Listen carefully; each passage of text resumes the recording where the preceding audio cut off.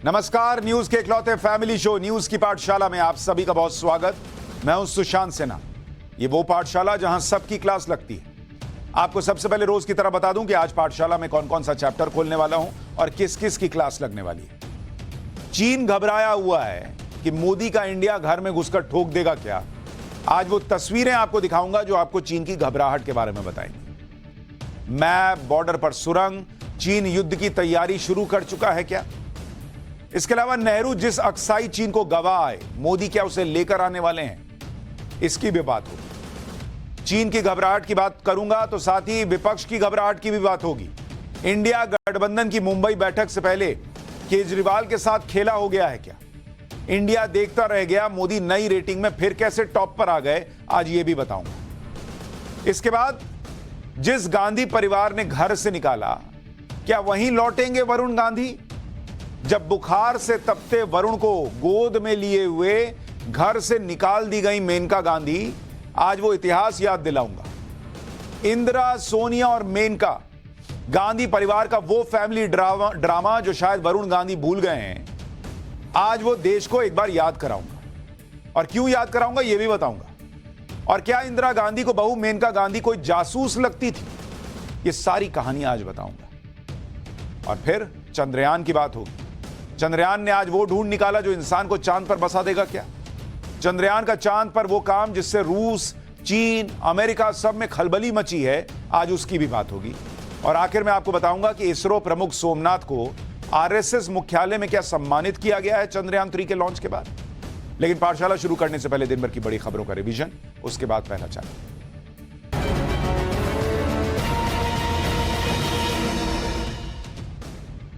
कांग्रेस सांसद अधीर रंजन चौधरी को संसद की प्रिविलेज कमेटी से बड़ी राहत मिल गई है।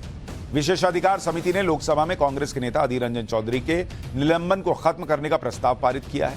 अधीर रंजन चौधरी ने समिति के सामने अपना पक्ष रखते हुए कहा कि उनका मकसद किसी की भावना को आहत करना नहीं है।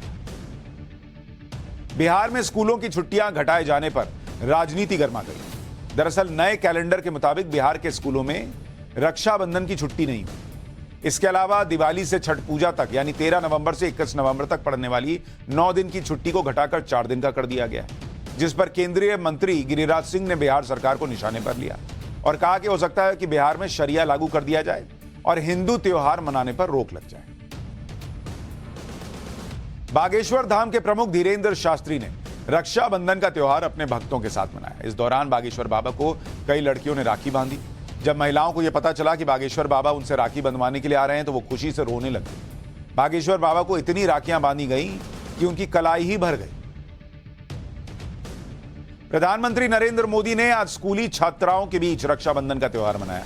इस दौरान छोटे छोटे बच्चों ने पीएम की कलाई पर राखी बांधी। पीएम मोदी ने बच्चों से बात की, उन्हें आशीर्वाद दिया और इस मौके पर पीएम ने ट्वीट भी किया और देशवासियों को रक्षाबंधन के पर्व की शुभकामनाएं दी। राजस्थान के पोखरण में भारतीय सेना ने युद्धाभ्यास किया। इस दौरान फील्ड फायरिंग रेंज में आकाश मिसाइल का प्रदर्शन किया गया, साथ ही एमएसएन टैंक्स से गोले दागे गए। भारतीय वायुसेना के हेलीकॉप्टर्स ने भी इस युद्ध अभ्यास में हिस्सा लिया।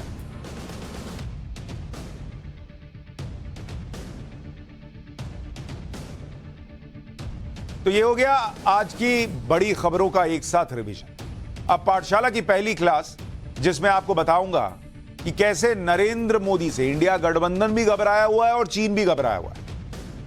दोनों को लगता है नरेंद्र मोदी उन पर स्ट्राइक कर देंगे। क्या ऐसा होने वाला है? क्या चीन को लगता है कि नरेंद्र मोदी का इंडिया घर में घुसकर ठोक देगा? क्या इंडिया गठबंधन की बैठक से पहले केजरीवाल के साथ खेला हो गया है? आज ये दोनों बड़ी खबरें सबसे पहले पहले चैप्टर में।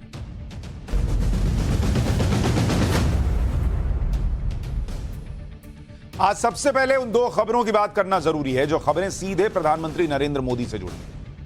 पहली खबर तो इंडिया अलायंस की है, जो पीएम मोदी से बेचैन होकर, घबराकर गठबंधन का फॉर्मूला बना रहा है। दूसरी खबर उस चीन की है जो भारत की बढ़ती ताकत से बेचैन होकर अक्साई चीन में सुरंगें बना रहा है।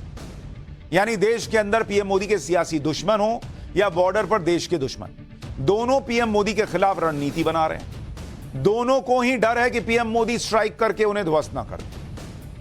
और इसीलिए आज दोनों की बात होगी, इंडिया गठबंधन की भी बात होगी और चाइना की भी बात होगी। चीन की सुरंगों की बात आगे बताऊंगा। कि चीन कहां सुरंग बना रहा है, क्यों बना रहा है, इसका मकसद क्या है, क्या वो सोच रहा है। लेकिन पहले यह समझ लीजिए कि विपक्ष हो या चीन, दोनों ही पीएम मोदी से कैसे घबराए हुए हैं, क्यों घबराए हुए हैं। दरअसल पीएम मोदी की पॉपुलैरिटी इस कदर है कि विपक्ष में दूर दूर तक कोई दिख ही नहीं रहा। अमेरिका की सर्वे एजेंसी है प्यू रिसर्च, अब उसने एक लेटेस्ट सर्वे किया तो उसमें यह पता चला कि नरेंद्र मोदी की रैंकिंग तो फिर टॉप पर आ गई। यानी विपक्ष ने इतना माहौल बनाया, इंडिया गठबंधन बनाया, सब बना लिया, लेकिन जो प्यू रिसर्च इसका सर्वे आया, उसमें निकल आया पीएम मोदी के बारे में। उनके बारे में क्या कह रहे हैं लोग? 79% भारतीय कह रहे हैं कि वो पीएम मोदी को लेकर फेवरेबल राय रखते हैं, मतलब उनको नरेंद्र मोदी सही लग रहे हैं। 79% भारतीय। बताइए, चुनाव से 6 महीने 8 महीने पहले 80% के करीब भारतीयों को नरेंद्र मोदी पसंद आ रहे हैं। हर 10 में से करीब 8 भारतीयों को पीएम मोदी पर भरोसा है। तो फिर ये इंडिया गठबंधन बना लीजिए, कुछ भी बना लीजिए, फिर क्या बचेगा? मोदी पर भरोसा है लोगों को भाई। और सर्वे में जब लोगों से पीएम मोदी की अगुवाई में दुनिया में भारत के रुतबे के बारे में पूछा गया कि भाई इंडिया जो है वो अभी दुनिया में कैसी जगह पर दिख रहा है आपको, लग रहा है आपको इंडिया मजबूत हुआ है? तो आपको बताता हूं कि लोगों ने जवाब क्या दिया। 68% लोगों ने माना कि पीएम मोदी की अगुवाई में भारत पहले से मजबूत हुआ है, 68% लोग। जबकि 19% लोगों ने कहा कि जैसा भारत की स्थिति पहले थी दुनिया में वैसी ही बनी। मात्र 13% लोगों ने कहा कि भारत पहले से कमजोर हुआ है। प्यू रिसर्च ने इस सर्वे में भारत समेत 24 देशों के 30,861 लोगों की राय शामिल की है और इस सर्वे को इस साल 20 फरवरी से 22 मई के बीच किया गया। यानी इतना माहौल बनाने के बाद भी, विपक्ष इतना माहौल बनाने के बाद भी मात्र 13% लोगों को यह यकीन दिला पाया कि भैया नरेंद्र मोदी भारत को नीचे ले जा रहे हैं। नहीं तो बाकियों को यह लगता है कि या तो भाई इंडिया वहीं है जहां पहले था, या फिर 68% को लगता है कि इंडिया रॉकेट बना हुआ है। अब आपको बताता हूं कि पीयू के सर्वे में दूसरे नेता पीएम मोदी की टक्कर में कहां ठहरते हैं।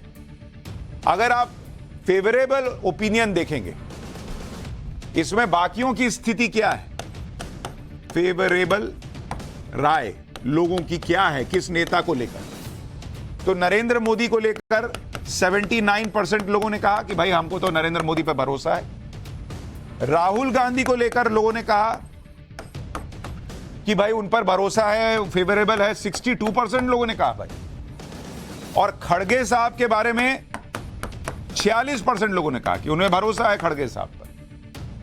अधीर रंजन चौधरी, उनके बारे में करीब 42% लोगों ने कहा कि उनको अधीर रंजन चौधरी पर भी भरोसा। तो अधीर रंजन चौधरी 42 पर हैं और राहुल गांधी 20% ऊपर 62 पर हैं। लेकिन नरेंद्र मोदी सीधा 80% के पास पहुंचे हुए।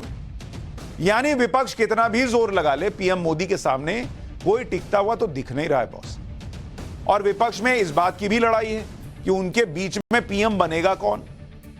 हर पार्टी अपने नेता को पीएम कैंडिडेट बता रही है। यानी विपक्ष में जितनी पार्टियां उतने पीएम कैंडिडेट। एक बार आप सुन लीजिए कि अभी मीटिंग होने वाली है, उसके पहले लोग अपना अपना नेता को बता रहे हैं कि यही पीएम बन जाए तो अच्छा रहेगा। तो उसमें दिक्कत क्या है? हमारे पास इतने नेता हैं, हम बोलेंगे। कोई मुझसे पूछेगा, मैं कहूंगी मेरे साहब उद्धव साहब होने चाहिए मुख्यमंत्री। उसमें दिक्कत क्या हो रही है? आप मुझसे पूछेंगे तो मैं तो चाहूंगी अरविंद केजरीवाल जी हो प्रधानमंत्री के उम्मीदवार भी। अरविंद केजरीवाल जी लगातार जनता के मुद्दे उठाते हैं, लगातार एक चैलेंजर की तरह वो उभरे हैं, देखे जा सकते हैं प्रधानमंत्री मोदी के आगे। कार्यकर्ता लोग जिस तरह की स्टेटमेंट देंगे, लोग देने जी, इससे क्या होता है कि जैसे मैं कहूँगा कि अखिलेश जी को प्राइम मिनिस्टर बनना चाहिए, तो जनता जो हमारे कार्यकर्ता उनमें जोश आएगा, उनमें और ज़्यादा काम करने की ऊर्जा बढ़ेगी। तो इसलिए लोग नाम ले रहे हैं। यानी किसी को उद्धव ठाकरे को पीएम बनते देखना है, किसी को केजरीवाल को बनते देखना है, किसी को अखिलेश यादव को देखना है, किसी को राहुल गांधी को देखना है। अरे लेकिन पब्लिक को तो बताइएगा, पब्लिक किसको देखना चाहती है, एक तय कैसे करेगी?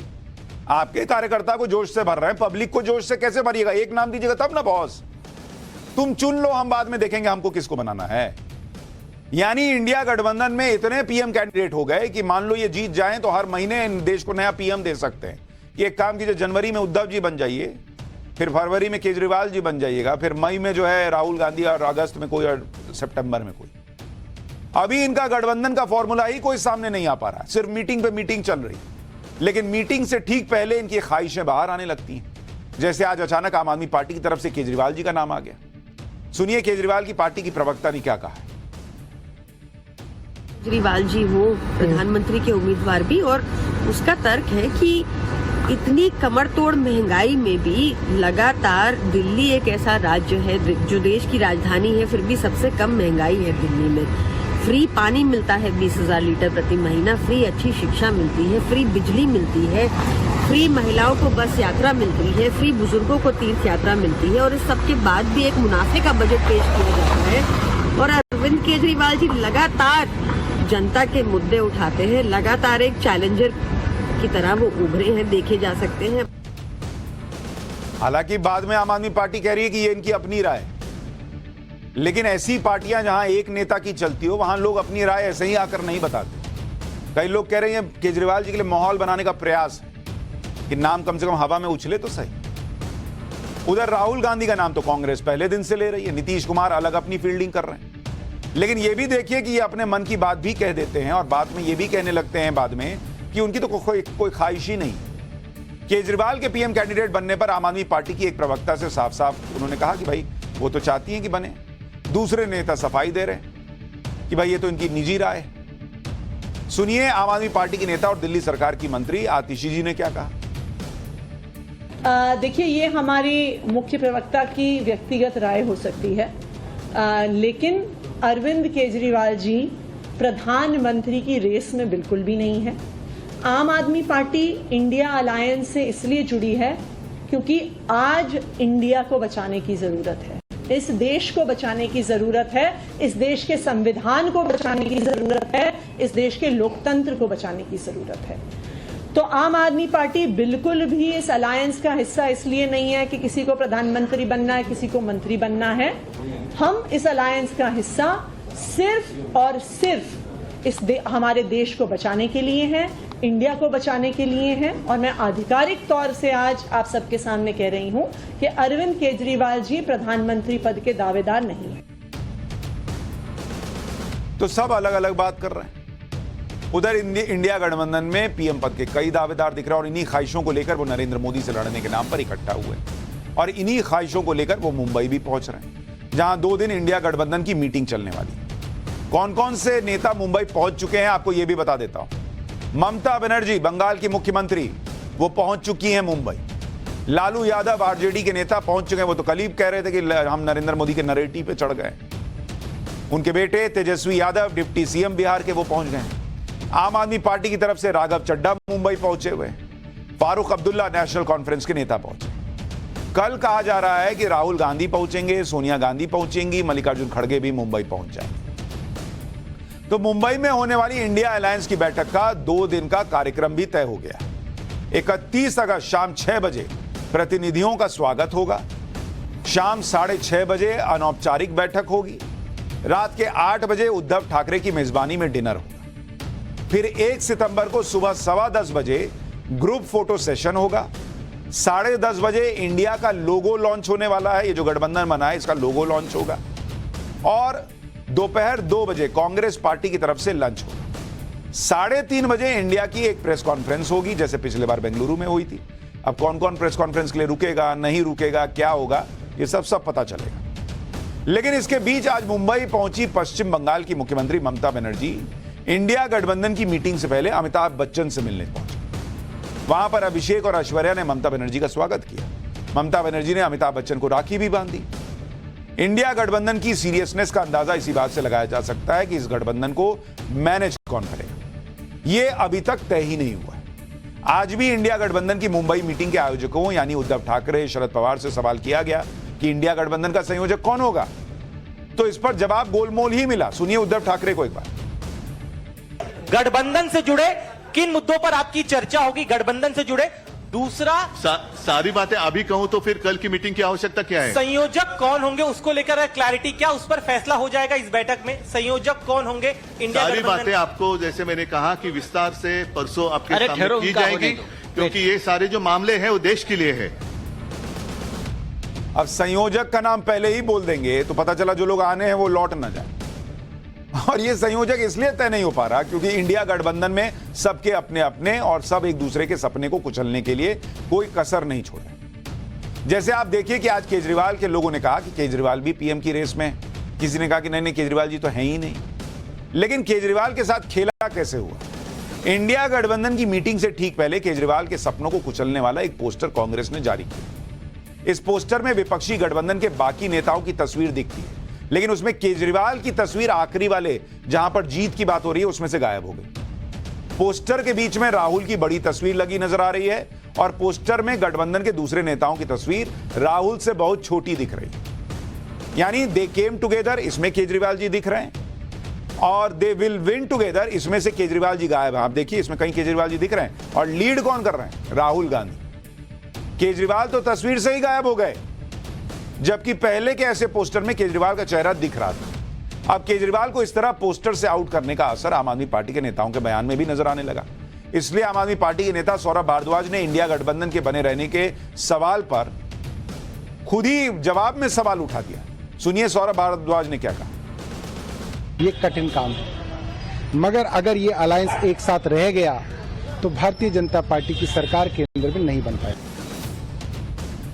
यानी सौरभ भारद्वाज को भी डाउट है कि अगर ये गठबंधन रह गया, इधर इंडिया गठबंधन ने केजरीवाल को झटका दिया तो उधर इंडिया गठबंधन को मायावती ने झटका दिया। मायावती के बारे में 2 दिन से खूब चर्चा थी कि वो इंडिया गठबंधन में जा सकती है। ये कहा जा रहा था कि मायावती से इंडिया गठबंधन के नेताओं ने संपर्क भी साधा है और उन्हें इंडिया गठबंधन में आने के लिए कहा जा रहा है। लेकिन आज मायावती ने खुद ही मना कर दिया कि नहीं भाई, मैं किसी गठबंधन में नहीं जा रही हूं, बल्कि इंडिया गठबंधन की अच्छी खासी धुलाई भी कर दी उन्होंने। मायावती ने ट्वीट करते हुए लिखा कि एनडीए और इंडिया गठबंधन अधिकतर गरीब विरोधी, जातिवादी, सांप्रदायिक, धन्ना सेठ समर्थक और पूंजीवादी नीतियों वाली पार्टी है, जिनकी नीतियों के विरुद्ध बीएसपी लगातार संघर्ष करती है और इसलिए इनसे गठबंधन करके चुनाव लड़ने का सवाल ही पैदा नहीं होता। इसलिए मीडिया से अपील है, नो फेक न्यूज प्लीज। मतलब कि वो इंडिया गठबंधन में शामिल होंगी, ये फेक न्यूज मीडिया ना फैलाए। इंडिया गठबंधन को लेकर खास तौर पर मायावती ने कहा कि सब बीएसपी से गठबंधन के लिए आतुर हैं, लेकिन गठबंधन नहीं करने पर विपक्षी दल खिसियानी बिल्ली खंबा नोचे की तरह बीजेपी के साथ मिलीभगत का आरोप लगाते हैं। इनसे मिल जाए तो सेक्युलर, ना मिले तो भाजपाई। ये घोर अनुचित है, क्योंकि अंगूर मिल जाए तो ठीक, वरना अंगूर खट्टे वाली कहावत जैसी बात है। अब ये तो इंडिया गठबंधन की बात हो गई, साफ हो गया कि भाई मायावती इनके साथ नहीं है। और इंडिया गठबंधन घबराहट में क्या क्या कर रहा है, कितने हाथ पांव मार रहा है, वो आपने देख लिया। लेकिन राहुल गांधी की बात हुई तो उनके भाई की भी बात करता हूं, वरुण गांधी की। पाठशाला में अब अगली क्लास, जिसमें आपको बताता हूं कि जिस गांधी परिवार ने घर से निकाल दिया था, क्या वरुण गांधी वहीं लौटने वाले हैं? वो तस्वीरें दिखाऊंगा जब बुखार से तपते वरुण गांधी को गोद में लिए घर से निकाली गई थी मेनका गांधी। इंदिरा गांधी, सोनिया गांधी, मेनका गांधी, गांधी परिवार का वो फैमिली ड्रामा जो शायद वरुण भूल गए। और क्या इंदिरा गांधी को बहू मेनका कोई जासूस लगती थी? देखिए चक्कर।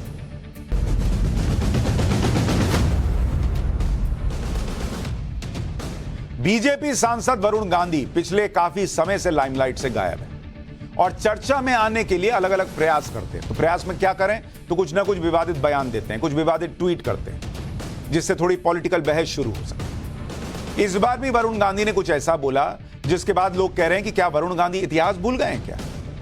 पीलीभीत में जनता से मिलने पहुंचे वरुण गांधी ने ऐसी कई बातें कही जिनसे लोगों को चर्चा करने का मौका मिल गया कि क्या वरुण गांधी 2024 के लिए अलग से प्लानिंग कर रहे हैं। वरुण गांधी ने लोगों से सोच समझकर वोट देने की अपील करते हुए कहा कि भारत माता की जय और जय श्री राम के नारे के बहकावे में ना आना। फिर उन्होंने गांधी परिवार को लेकर भी कुछ कहा, लेकिन पहले जरा सुनिए कैसे उन्होंने इशारों में बीजेपी को ही टारगेट किया, फिर आगे की बात बताता हूं। मैं कहता हूं किसी को भी आप वोट करें, किसी को भी करें, लेकिन भेड़ चाल में ना करें, दिमाग लगा के करें। ये नहीं कि कोई आया भारत माता की जय बोल दिया, जय श्री राम बोल दिया, आपने वोट डाल दी, क्योंकि उसके बाद आपकी गिनती भी वैसी हो जाएगी जैसे कि आप लोग एक एक मनुष्य, एक एक आत्मा नहीं हो, आप लोग बस एक संख्या। वरुण गांधी कह रहे हैं कि कोई आके भारत माता की जय बोल दे, जय श्री राम बोल दे तो वोट मत दे दीजिएगा। अब ये समझना कोई बड़ी बात तो है नहीं कि भारत माता की जय और जय श्री राम के नारे कौन सी पार्टी के नेता अक्सर लगाते हैं। यानी वरुण ने इशारों में ही सही बीजेपी पर निशाना साधा और गांधी परिवार की तारीफ भी करनी शुरू कर दी। वो तारीफ भी दिखाऊंगा। लेकिन इतना ही नहीं, वरुण गांधी ने तो यूपी के मुख्यमंत्री योगी आदित्यनाथ का भी मजाक उड़ाया। पहले वो मजाक उड़ाना देखिए, फिर गांधी परिवार के लिए क्या कहा वो भी बताऊंगा। महाराज जी दे दीजिए, फिर क्या फर्क पड़ता है, हो सकता है कोई जरूरी हो। क्यों मत सुनो, इधर आ जाओ। आप बिल्कुल इनको ऐसा मत करो, कल जाके ये मुख्यमंत्री बन जाएंगे, फिर हमारा क्या होगा। समय की गति को समझा करो महाराज जी। मुझे लगता है आज समय अच्छा आ रहा है। यानी वरुण गांधी योगी आदित्यनाथ को भी टारगेट कर रहे हैं, बीजेपी को भी कर रहे हैं। वरुण गांधी पहले भी कई बार अपनी ही पार्टी पर हमला कर चुके हैं। लेकिन गांधी परिवार के लिए वरुण गांधी ने जो कुछ कहा, उसके बाद सवाल खड़े होने लगे कि क्या वरुण गांधी कोई अलग खिचड़ी पका रहे हैं। वरुण गांधी ने गांधी परिवार की तारीफ में क्या कहा, पहले उसके बारे में बताता हूं।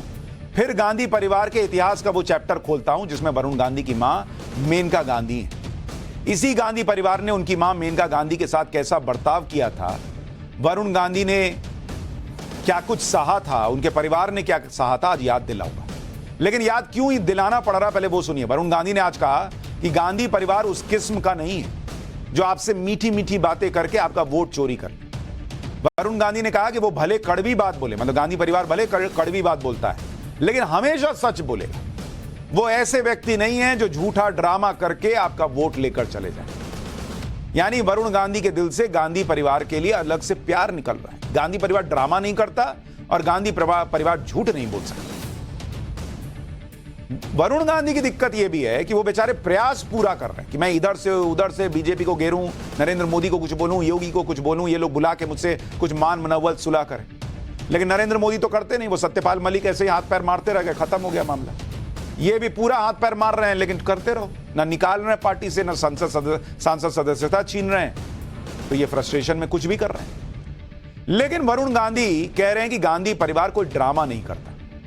तो हमें लगा कि आज गांधी परिवार के उस फैमिली महाड्रामे का चैप्टर वरुण गांधी को याद दिलाना चाहिए जिसने गांधी परिवार की जग हंसाई करा दी थी।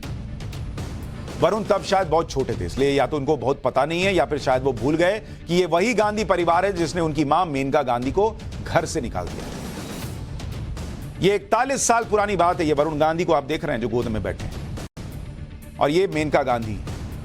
तब मेनका गांधी को तत्कालीन पीएम इंदिरा गांधी ने पीएम आवास से निकाल दिया था, यानी उनकी सास ने। तब पीएम आवास एक सफदरजंग रोड पर हुआ करता था। जब अपनी बहू मेनका गांधी को इंदिरा गांधी ने घर से निकाला था, ये उसी वक्त की तस्वीरें। ये मार्च 1982 की तस्वीरें, 1982। तब वरुण गांधी मात्र 3 साल के थे। पीछे देखिए गाड़ी में बैठे हैं, उनको तो समझ ही में नहीं आ रहा क्या। लेकिन कहा जाता है कि जिस वक्त घर से मेनका गांधी को निकाला गया, वरुण गांधी बुखार से तप रहे थे। यह उस वक्त की बहुत बड़ी खबर बन गई थी। तब अखबारों में इसकी खूब चर्चा हुई थी। इंडियन एक्सप्रेस उस समय के अखबार में मेनका गांधी के बारे में एक खबर छापता है कि मेनका क्विट्स पीएम हाउस, यानी मेनका गांधी ने पीएम आवास छोड़ दिया। घर से निकलते समय की मेनका गांधी और वरुण गांधी की फोटो भी उसमें पब्लिश हुई थी। न्यूयॉर्क टाइम्स तक में चला था भाई, देश ही नहीं विदेशी अखबारों में भी यह खबर प्रमुखता से छपी थी। जिस गांधी परिवार के लिए वरुण गांधी कह रहे हैं कि वहां कोई ड्रामा नहीं होता, वहां का फैमिली ड्रामा विदेशी अखबारों में छप रहा था। अमेरिका के न्यूयॉर्क टाइम्स में लिखा था कि sons widow quits Gandhi household, यानी बेटे की विधवा ने गांधी परिवार छोड़ दिया। न्यूयॉर्क टाइम्स ने डिटेल में लिखा था कि कैसे इंदिरा गांधी और मेनका गांधी के बीच दूरियां बढ़ती रहीं और आखिरकार मेनका गांधी को गांधी परिवार के घर से निकलना पड़ा। वरुण गांधी भले भूल गए होंगे, लेकिन मैं देश को याद दिलाना चाहता हूं। पीएम आवास से निकाले जाने पर तब मेनका गांधी ने क्या कहा था, जो कई अखबारों में छपा, कई जगह छपा। मेनका गांधी ने कहा कि इंदिरा गांधी ने उन्हें खुद गेट आउट कहा था और कहा कि तुरंत यहां से निकल जाओ। यह दोपहर 2 बजे की बात थी। इंदिरा गांधी ने अपने ऑफिस में बुलाकर कई लोगों के सामने मेनका को पीएम आवास से निकल जाने को कहा। मेनका गांधी ने तब हाथ भी जोड़े कि उन्हें कम से कम 2 दिन का टाइम दे दिया जाए, क्योंकि उनके पास रहने के लिए कोई जगह नहीं थी, घर नहीं था। वरुण को हाई फीवर था। मेनका हाथ जोड़ रही थी अपनी सास के सामने कि बस 2 दिन रहने दीजिए, लेकिन इंदिरा गांधी का दिल नहीं पसीजा। मेनका ने कहा कि वो इस बात से हैरान रह गई क्योंकि 7 साल से वो सब कुछ छोड़कर इसी घर में रह रही। लेकिन वरुण गांधी लगता है आज ये बात भूल गए। जिस वक्त की यह घटना है तब मेनका गांधी की उम्र मात्र 26 साल। घर से निकाले जाने पर तब मेनका गांधी ने कहा था कि वो भी गांधी हैं, वो भी गांधी परिवार की बहू हैं। अगर उनकी सास उन्हें घर में नहीं रखना चाहती तो कोई बात नहीं, उन्हें अधिकार है कि वो घर से मुझे निकाल दें। लेकिन यह ठीक नहीं हुआ, यह बहुत नाइंसाफी हुई। आज लगता है वरुण गांधी अपनी मां के साथ हुई यह नाइंसाफी भी भूल गए। बाद में मेनका गांधी ने गांधी परिवार को लेकर बड़े आरोप भी लगाए थे। और आरोप क्या थे कि मेनका के चाहने के बावजूद उन्हें किसी से मिलने नहीं दिया जाता, मेनका के रिश्तेदारों से मेनका को मिलने नहीं दिया जाता था, यह आरोप लगा। संजय गांधी की मौत के बाद मेनका गांधी के लिए आई चिट्ठियां और मेल्स चेक किए जाते थे, यह भी आरोप लगाया मेनका गांधी ने। आरोप तो यह भी लगा कि मेनका गांधी का टेलीफोन तक टैप किया जाता था कि वो किससे बात करती है। और ये सब बातें उस वक्त के अखबारों में प्रमुखता से छपी हुई थी। आज भी गूगल कीजिएगा, सब मिल जाएगा आपको। लेकिन शायद वरुण गांधी ये भी भूल गए। गांधी परिवार में मेनका गांधी की एंट्री संजय गांधी से शादी के बाद हुई। इन दोनों की शादी 1974 में हुई और इस शादी से इंदिरा गांधी बहुत ज्यादा खुश नहीं थी क्योंकि मेनका गांधी की संजय गांधी से मुलाकात भी अलग तरीके से हुई थी। शादी से पहले मेनका एक मॉडल थी और उनका विज्ञापन देखकर ही संजय गांधी ने उन्हें पसंद करने लगे। बाद में एक पार्टी में दोनों की मुलाकात हुई और इसी में संजय ने कह दिया कि वो मेनका से शादी करना चाहते हैं। लेकिन इसमें इंदिरा गांधी को एक आपत्ति और एक आशंका थी। आपत्ति यह कि मेनका गांधी सिर्फ 17 साल की थी और संजय गांधी से 10 साल छोटी। आशंका यह कि संजय गांधी का जिस तरह का स्वभाव था उसमें क्या मेनका के साथ संजय गांधी की बन पाएगी या नहीं। इन आपत्तियों और आशंकाओं के बाद भी संजय और मेनका की शादी हुई। ये उस वक्त की तस्वीरें आप देखिए। लेकिन 1980 में जब एक प्लेन क्रैश में संजय गांधी की मौत हो गई तो उसके बाद से इंदिरा गांधी और मेनका गांधी के संबंध बिगड़ते चले गए। फिर 1982 में ऐसी स्थिति आ गई कि इंदिरा गांधी ने मेनका को घर से निकाल दिया। इसके बाद तो मेनका गांधी और इंदिरा गांधी के बीच बात इतनी बिगड़ गई कि मामला कोर्ट तक पहुंच गया। वरुण के नाम पर कुछ कंपनियों की करीब 4,73,000 रुपए सिक्योरिटी थी, तो उस पैसे को मैनेज करने के अधिकार के लिए मेनका कोर्ट चली गई। इस अर्जी पर इंदिरा गांधी की तरफ से जवाब दिया गया था कि जब से मेनका वरुण गांधी को लेकर गई है तब से वरुण को सिर्फ कुछ संडे इंदिरा से मिलने दिया जाता है, मतलब रविवार को मिलवा देती हैं उनकी दादी से। लेकिन अक्टूबर 1982 के बाद से वरुण को दादी इंदिरा से मिलने नहीं दिया गया, यह इंदिरा गांधी ने कहा अपनी तरफ से। सिर्फ 13 मार्च 1983 के दिन को छोड़कर जिस दिन वरुण गांधी का जन्मदिन होता है, आधे घंटे से भी कम समय के लिए वरुण को इंदिरा से मिलने दिया गया है। इंदिरा गांधी की तरफ से कहा गया कि उन्हें संजय गांधी की संपत्तियों में मेनका के शेयर के लिए कोर्ट द्वारा अधिकार देने से कोई आपत्ति नहीं है और ना ही संजय गांधी के नाम पर जो संपत्ति है उसमें कोई इंटरेस्ट है। लेकिन जहां तक वरुण की बात है तो उनकी इच्छा है कि जब तक वरुण बालिग ना हो जाए तब तक उनके अधिकार वाली संपत्तियों को मैनेज इंदिरा गांधी ही करें या उनकी तरफ से किया जाए। इंदिरा गांधी की तरफ से कहा गया कि प्रॉपर्टी में वरुण का जो शेयर है उसका प्रबंधन इस तरह से किया जाना चाहिए कि कोई भी इस पैसे का दुरुपयोग ना कर पाए। अरे कौन करता भाई, उनकी मां ही तो थी। तो क्या इंदिरा गांधी को लगता था कि वरुण गांधी की मां जो है वो अपने बेटे के पैसे का दुरुपयोग कर लेंगे? और वरुण के लिए जो पैसे हैं उन पर कड़ी निगरानी रखी जाए, ये भी इंदिरा गांधी चाहती। इस पर मेनका गांधी ने अपने जवाब में आरोप लगाया कि वरुण को इंदिरा गांधी से मिलना इसलिए कम किया गया कि वरुण अपनी दादी से ज्यादा ना मिलें क्योंकि जो वातावरण है वो इतने छोटे बच्चे के लिए सही नहीं है। यह मेनका गांधी ने जवाब दिया कोर्ट में। वरुण को उसकी दादी इंदिरा गांधी की पॉलिटिकल पब्लिसिटी के लिए इस्तेमाल किया जा रहा है। यह मेनका गांधी अपनी सास वरुण गांधी की दादी इंदिरा गांधी के लिए कह रही हैं कि वो तो मेरे बेटे से, मेरे बच्चे से पॉलिटिकल पब्लिसिटी के लिए मिलती हैं, उसका इस्तेमाल होता है और उसे फोटोग्राफर और टेलीविजन कैमरा क्रू के बीच कैमरे के लिए पोज देने के लिए कहा जाता है। इसलिए कोई भी मां अपने बच्चे को इस तरह की स्थिति में नहीं देख सकती और इसलिए इंदिरा गांधी से वरुण गांधी को मिलाने से रोका गया। मेनका गांधी की तरफ से इस रिप्लाई में यह भी कहा गया कि श्रीमती इंदिरा गांधी जो ज्वाइंट फैमिली की प्रॉपर्टी को देखती हैं, उन्होंने इस छोटे बच्चे की शिक्षा, उसके खर्च और उसके भले के लिए एक पैसा नहीं दिया। जिस छोटे बच्चे के पिता के बैंक अकाउंट को उनके अचानक निधन के बाद फ्रीज रखा गया, जबकि दूसरे बच्चों को, मतलब घर के जो दूसरे बच्चे हैं, राहुल, प्रियंका वगैरह, उनको सभी चीजें, पैसा रुपया मिल रहा। मेनका ने यह भी लिखा कि इंदिरा गांधी कह रही हैं कि उन्हें संजय गांधी की संपत्ति में कोई इंटरेस्ट नहीं है और वो ये संपत्ति वरुण की भलाई के लिए सिक्योर करना चाहती हैं। तो इंदिरा गांधी को सबसे पहले यह देखना चाहिए कि जॉइंट फैमिली की प्रॉपर्टी से बच्चे को उसका शेयर मिल रहा है या नहीं। दादी इंदिरा ने अपने पोते वरुण की किसी भी तरह से मदद नहीं की है, कोई पैसा नहीं दिया, उल्टे जब अधिकार मांगा जा रहा है तो आपत्ति दर्ज करवाई जा रही है। ये सारी बातें वरुण गांधी की माताजी कोर्ट को बता रही हैं। लेकिन आज वरुण गांधी कहते हैं कि गांधी परिवार कोई ड्रामा नहीं करता। कितना बड़ा पारिवारिक ड्रामा चल रहा है और वो कहते हैं कोई ड्रामा नहीं करता, कोई झूठ नहीं बोलता। तो वो खुद ही बताएं कि सच इंदिरा गांधी बोल रही थी या मेनका गांधी। मेनका की तरफ से कहा गया कि इंदिरा गांधी अपनी ताकत का इस्तेमाल एक बिना पिता वाले बच्चे और एक विधवा मां के खिलाफ कर रही है और संपत्ति पर अधिकार के रास्ते में कानूनी अड़चन डाल रही है। यह सब चल रहा था गांधी परिवार के अंदर सार्वजनिक तौर पर। मेनका गांधी और इंदिरा गांधी के रिश्ते इतने खराब थे कि इंदिरा ने तो मेनका के पीछे विदेशी ताकतों का हाथ होने का भी आरोप लगा दिया था। 1983 में अरब न्यूज को दिए एक इंटरव्यू में इंदिरा गांधी ने मेनका गांधी के बारे में क्या कहा था, आप सुनेंगे तो हैरान रह जाएंगे। मेनका गांधी को प्रधानमंत्री आवास में भेजने के पीछे विदेशी ताकतों का हाथ था। यह सब काफी पहले से योजना बनाकर किया गया था। ये इंदिरा गांधी मेनका गांधी के लिए कहती थी कि विदेशी ताकतों ने मेनका को भेजा है गांधी परिवार में, प्रधानमंत्री के घर में। आज लगता है वरुण गांधी सब भूल गए। पाठशाला देखेंगे तो शायद याद आएगा। आपको यह भी बताता हूं कि इंदिरा और मेनका के संबंध इतने ज्यादा क्यों खराब थे। आखिर क्या वजह थी कि इंदिरा गांधी ने मेनका को घर से चले जाने के लिए कह दिया था। खुशवंत सिंह ने अपनी किताब truth, love and a little malice में लिखा है कि इंदिरा गांधी और मेनका के संबंधों में दरार संजय गांधी की मौत के बाद से आने लगी थी। इंदिरा गांधी के करीबियों का मानना था कि इस अनबन के पीछे मेनका की मां अमतेश्वर आनंद का हाथ था।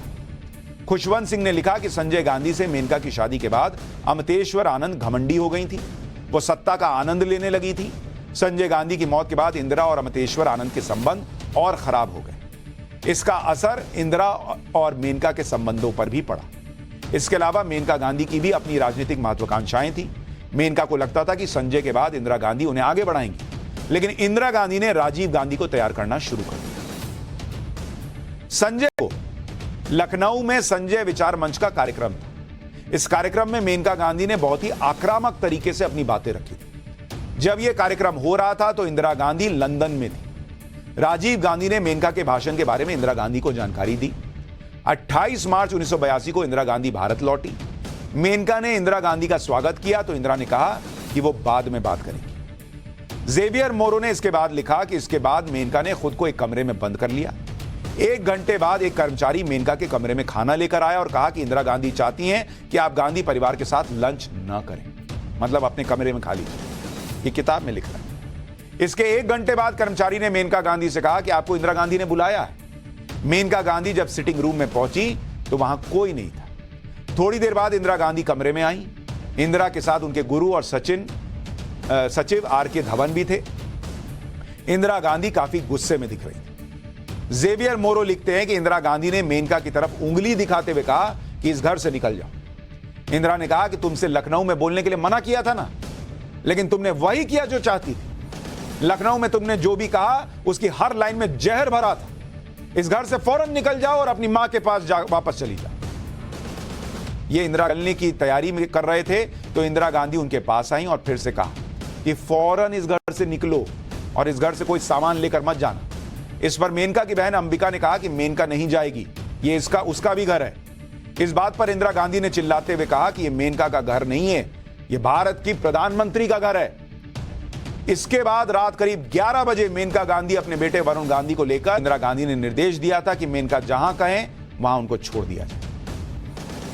मेनका गांधी ने गांधी परिवार से अपने खराब रिश्तों की वजह सोनिया गांधी को भी बताया। कैथरीन फ्रैंक की किताब Indira the life of Indira Nehru Gandhi में लिखा है कि सोनिया गांधी ने संजय गांधी के बारे में डरावनी और अजीब खबरें फैलाई। सोनिया गांधी और कांग्रेस मिलकर संजय गांधी की छवि को खराब करने की कोशिश कर रहे थे और यह प्रोजेक्ट कर रहे थे कि सोनिया, प्रियंका और राहुल ही नेहरू गांधी विरासत के सच्चे उत्तराधिकारी। संजय गांधी की मौत के बाद किस तरह से मेनका गांधी के साथ बर्ताव किया गया, उसके बारे में एक इंटरव्यू में मेनका गांधी ने कहा कि उन्हें लगता है कि हम दोनों यानी इंदिरा और मेनका एक तीसरे व्यक्ति यानी सोनिया के शिकार बन गए। मेनका ने कहा कि उन्हें लगता है कि इसका संबंध प्रॉपर्टी से है। मेनका गांधी ने कहा कि वो सोनिया गांधी को जानती हैं और वो नहीं चाहती कि उन्हें यानी मेनका को कुछ भी मिले। यह है गांधी परिवार के फैमिली ड्रामे का इतिहास, जिसको लेकर अलग अलग जगह जो छपा है, किताबों में जो है, न्यूज आर्टिकल्स में जो है, वही बातें मैंने आपके सामने रखी हैं। अपनी मर्जी का एक शब्द नहीं, लेकिन ये बातें, ये सारी बातें कि वरुण गांधी की मां और वरुण गांधी के साथ गांधी परिवार में क्या हुआ, ये वरुण गांधी भूल गए। वो कहते हैं गांधी परिवार कभी झूठ नहीं बोलता, तो उन्हें बताना चाहिए कि क्या इंदिरा गांधी जो कहती थी वरुण गांधी की मां के लिए, क्या वो सच था। लेकिन ये तो पुरानी बातें हो गई। अब आज की बात करता हूं। पाठशाला में चंद्रयान ने आज वो ढूंढ निकाला जो इंसान को चांद पर बसा देगा क्या?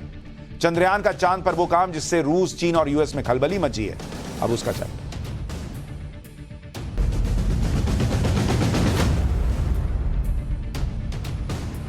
भारत का चंद्रयान एक के बाद एक कमाल कर रहा है। पहला कमाल तो 23 अगस्त को पूरी दुनिया ने देखा, जब चांद के दक्षिणी ध्रुव पर चंद्रयान की सफल लैंडिंग। और अब चंद्रयान ने अपना दूसरा कमाल करके दिखा दिया। चंद्रयान के प्रज्ञान रोवर पर चांद पर खनिजों का पता लगा लिया है और चांद पर इंसानों की कॉलोनी बनाने में इससे बहुत मदद मिलेगी। इस खजाने की जानकारी सामने आने के बाद अमेरिका, चीन और रूस जैसे देशों में खलबली मची है, क्योंकि भारत के पास इस समय चांद की सबसे शानदार जानकारी है और इसका इस्तेमाल करके भारत अपने अगले मून मिशन को तैयार करेगा, जिसमें पहले चांद पर लैब बनाई जाएगी और फिर इंसानों को चांद पर बसाने की तैयारी भी शुरू हो सकती है। स्पेस मिशन में ऐसा बहुत कम होता है कि जिस काम के लिए मिशन भेजा जाए वो पूरी तरह 100% परफेक्ट हो जाए। इस मामले में इसरो ने कमाल कर दिया।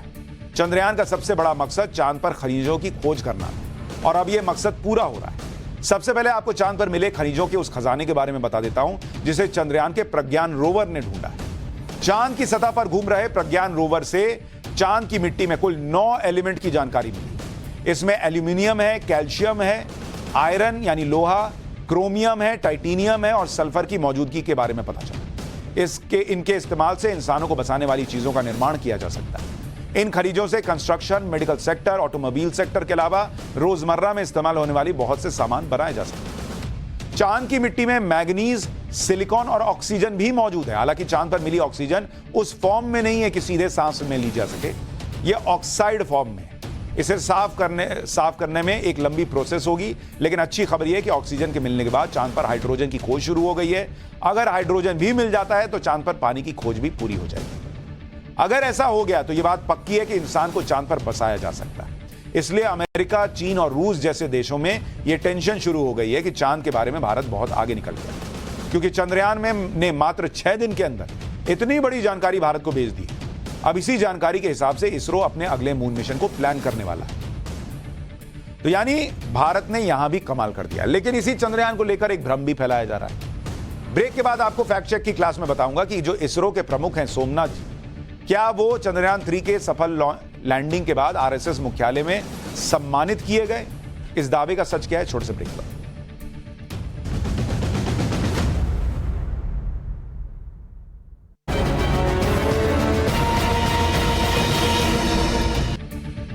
पाठशाला में अब फैक्ट चेक की क्लास। सोशल मीडिया पर वीडियो वायरल हो रहा है जिसके जरिए दावा किया जा रहा है कि चंद्रयान 3 की सफलता के बाद इसरो चीफ एस सोमनाथ बेंगलुरु में आरएसएस कार्यालय गए थे, जहां उनका सम्मान किया। कुछ लोग लिखने लगे कि अरे सोमनाथ जी तो संगी निकले। वायरल हो रहे इस वीडियो में एक शख्स इसरो चीफ को शॉल पहनाकर उनका सम्मान करता नजर आ रहा है। हमने इस खबर का फैक्ट चेक किया। हमारी रिसर्च में यह दावा पूरी तरह से बेबुनियाद निकला कि चंद्रयान 3 की कामयाबी के बाद इसरो चीफ बेंगलुरु में आरएसएस के दफ्तर गए थे, क्योंकि जो वीडियो वायरल किया जा रहा है वो ना तो आरएसएस के दफ्तर का है, ना ही चंद्रयान 3 की लैंडिंग के बाद का। यह वीडियो 19 जुलाई का है और रिसर्च में हमें पता चला कि यह वीडियो बेंगलुरु में मौजूद एक एनजीओ के दफ्तर का है, जहां इसरो चीफ ने तपस प्रोजेक्ट से जुड़े लोगों से मुलाकात की। इस प्रोजेक्ट के जरिए कर्नाटक के गरीब छात्रों को आईआईटी की प्रवेश परीक्षा के लिए मुफ्त कोचिंग दी जाती है।